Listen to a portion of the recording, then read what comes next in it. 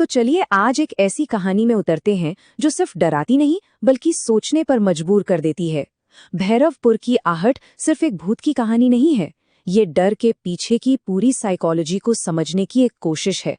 ये कहानी एक सवाल उठाती है कि आखिर डर कैसे पैदा होता है, कैसे ये एक पूरे के पूरे गांव को अपनी गिरफ्त में ले लेता है, और सबसे बड़ा सवाल, क्या इससे कभी छुटकारा मिल भी सकता है। आइए भैरवपुर के उस अनसुने डर की दुनिया में कदम रखते हैं। हर डरावनी कहानी की शुरुआत अक्सर एक हल्की सी फुसफुसाहट से होती है। भैरवपुर की कहानी भी बस इस एक लाइन से शुरू होती है। कहते हैं यहाँ अजीब अजीब आहटें सुनाई देती हैं। सोचिए, बस यही एक लाइन उस पूरे गांव को एक अनजाने डर के साए में जीने पर मजबूर कर देती है। पर सवाल यह है कि ये आहटें हैं क्या, किसी का वहम या फिर किसी अनहोनी की दस्तक। तो एक्ट 1, भैरवपुर का वो अनसुना डर। यहाँ कहानी की बुनियाद रखी जाती है, एक बिल्कुल सुनसान गांव और उसकी वो बदनाम हवेली जहां से सब कुछ शुरू होता है। और इस डर के माहौल को चैलेंज करने आती है रीना, एक ऐसी लड़की जो भूतों प्रेतों को आप कह सकते हैं अंधविश्वास मानती है। दोस्तों से लगी एक शर्त उसे उस हवेली के दरवाजे तक ले आती है जहां उसका यकीन उसकी हकीकत से टकराने वाला था। हवेली के अंदर कदम रखते ही रीना का कॉन्फिडेंस पहली बार हिल जाता है। जब उसकी टॉर्च दीवार पर पड़ती है तो वहां एक नहीं बल्कि 2 परछाइयां हिल रही होती हैं, और फिर वो धीमी आहट, किसी के कदमों की आवाज जो धीरे धीरे उसी की तरफ बढ़ रही थी। अब आता है एक्ट 2, आहट के कई चेहरे। अब डर हवेली की दीवारों से निकलकर एक महामारी की तरह पूरे गांव में फैलने लगता है। तो आखिर ये आहट है क्या चीज? देखिए, कहानी के हिसाब से ये कोई भूत नहीं है बल्कि एक अनदेखी मौजूदगी का एहसास है। कभी कदमों की धीमी आवाज तो कभी एक हल्की सी फुसफुसाहट जो हर पल गांव वालों का पीछा करती है। और यही एहसास इस कहानी को इतना ज्यादा डरावना बनाता है। और ये डर अब सिर्फ हवेली तक सीमित नहीं था, वो रीना के घर तक आ पहुंचा था। अब उसे अपने ही कमरे में कदमों की आहट सुनाई देती है और शीशे में अपने पीछे एक धुंधली सी परछाई नजर आती है। ये इस बात का सबूत है कि इस डर से भागना वो नामुमकिन है। ये पीछा नहीं छोड़ता। कहानी का फोकस अब बढ़ता है और हम मिलते हैं गांव के एक नाई रघु से। उसे एक सफेद साया दिखाई देता है जिसकी आंखें हरी चमक रही थी, और ये एक्सपीरियंस उसे पूरी तरह से तोड़ देता है और वो पागलों जैसी हरकतें करने लगता है। मतलब डर का असर अब सिर्फ दिमागी नहीं बल्कि जिस्मानी भी हो रहा था। और सबसे दिलचस्प बात पता है क्या है? ये आहट उन लोगों को भी नहीं बख्शती जो इस पर यकीन नहीं करते। स्कूल के मास्टर साहब अनिरुद्ध, जो इन सबको अंधविश्वास मानते थे, उनके कानों में भी वो भारी कदमों की आवाज गूंजती है, और साथ ही कान में एक साफ साफ धमकी, तू बच नहीं पाएगा।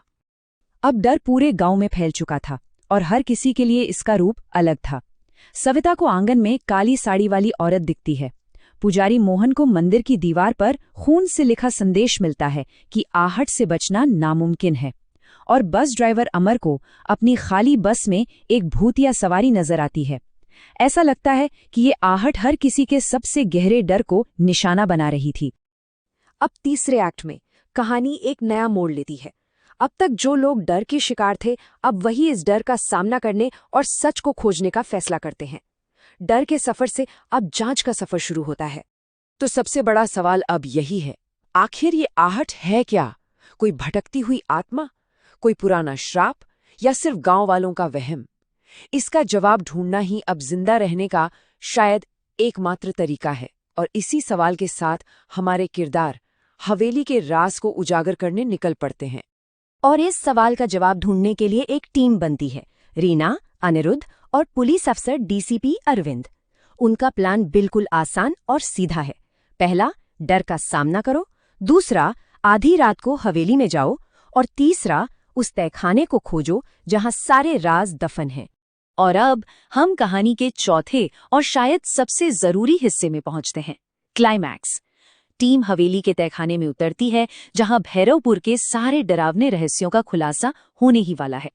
तहखाने में उतरते ही उनका सामना होता है खून से लिखी एक सीधी चेतावनी से, आहट मेरा श्राप है, जो सुनेगा उसका अंत होगा।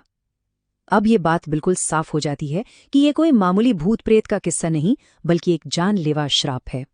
और तभी एक सफेद धुंधले साये के रूप में उस श्राप का सोर्स उनके सामने आ जाता है। वो खुद को ललिता बताती है, इस हवेली की मालकिन। अब जाकर इस आहट को एक नाम और एक पहचान मिलती है। ललिता अपनी दर्द भरी कहानी बताती है। 100 साल पहले उसके पति ने लालच में आकर उसे उसी तहखाने में जिंदा दफना दिया था। उसकी चीखें, उसके कदमों की आहट सदियों से वहीं गूंज रही थी, और यही इस श्राप की असली वजह थी। लेकिन सच जानने से कोई राहत नहीं मिलती। ललिता की आखिरी चेतावनी हवा में गूंजती है। उसका श्राप अनंत है और सच जानने वाले भी इस आहट से कभी बच नहीं सकते। और इसी के साथ तहखाने की दीवारें ढहने लगती हैं। कहानी के आखिरी एक्ट में एक ऐसा ट्विस्ट है जो सब कुछ बदल कर रख देता है। जब लगता है कि सब ठीक हो गया है, तभी असली डर सामने आता है।